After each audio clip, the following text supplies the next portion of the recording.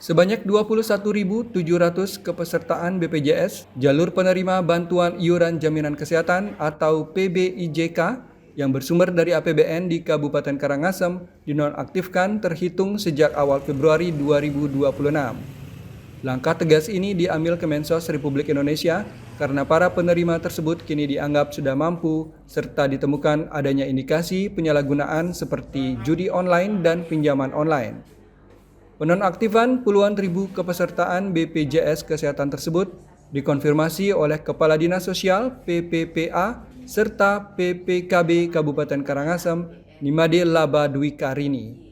Penonaktifan langsung dilakukan oleh Kementerian Sosial berdasarkan hasil ground checking dan pemutahiran data oleh Pusat Data dan Informasi atau Pusdatin Kemensos. Peserta yang sebelumnya berada di desil 1 hingga 4 kini bergeser ke desil 6 hingga 10, yang berarti sudah dikategorikan sebagai masyarakat mampu. Pemerintah melakukan pengecekan melalui nomor induk kependudukan untuk melacak aset individu maupun keluarga, termasuk status anggota keluarga yang sudah menjadi penerima upah. Selain karena kepemilikan aset, para penerima program PBI ini juga terindikasi terlacak dalam judi online maupun pinjaman online. Meski demikian, masyarakat yang dinonaktifkan masih bisa mengajukan pengaktifan kembali jika dalam kondisi sakit dan benar-benar membutuhkan.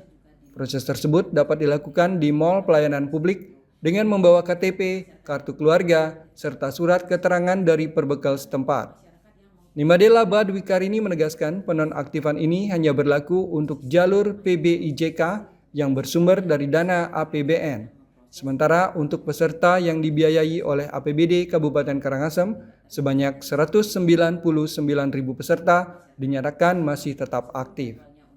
Februari ini yang banyak dinonaktifkan itu adalah dari segmen PBIJK yang sumber dananya dari APBN. Tapi yang 21.000 sekian, ini terlacak memang desilnya sudah 6-10, artinya sudah mampu.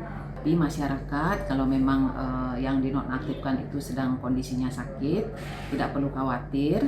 Jadi sebelum nanti berobat atau kontrol, silahkan cek dulu di aplikasinya, di WA BPJS Pandawa, dicek apakah BPJS Anda, terutama yang PBIJK, masih aktif atau tidak. Sementara itu, Badan Layanan Umum Daerah RSUD Karangasem memastikan tidak akan menelantarkan pasien meskipun kepesertaan BPJS kesehatannya dalam status nonaktif. Pasien kurang mampu akan tetap diprioritaskan mendapat layanan medis sebelum diajukan kembali proses administrasinya. Direktur RSUD Karangasem, Dr. Iputu Angga Wirayogi menyatakan pihaknya tidak ingin ada pasien terlantar hanya karena hambatan administrasi. Pihak rumah sakit akan melakukan proses penyaringan atau filter ulang terhadap pasien yang kepesertaannya mati. Jika pasien terbukti layak menerima bantuan, RSUD akan berkoordinasi dengan Dinas Sosial hingga Kementerian Sosial untuk proses pendaftaran ulang.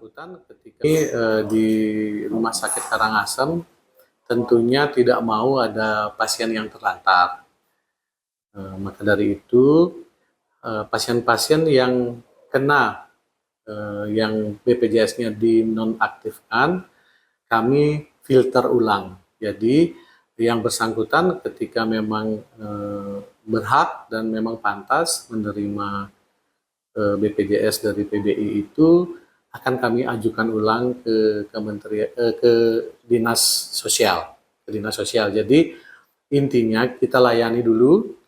Jadi kita RSUD tidak menelantarkan pasien, baik itu di poli, pasien di UGD maupun di hemodialisa di HD. Pihak aparatur desa diharapkan agar lebih proaktif dalam memperbarui data.